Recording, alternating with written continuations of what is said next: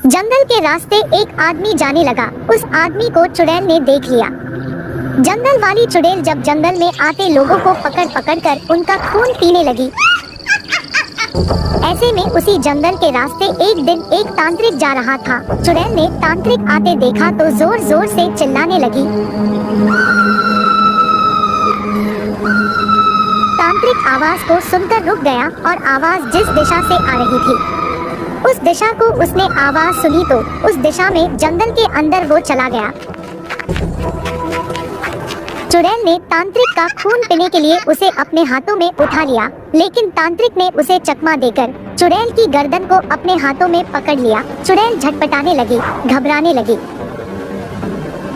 तांत्रिक ने उसे जमीन पर जोर से पटका और बाद में उसे अपने दोनों हाथों से उठाकर जमीन पर जोर से पटक दिया। चुड़ैल मर गई। हमारी कहानी को देखने के लिए आपका शुक्रिया।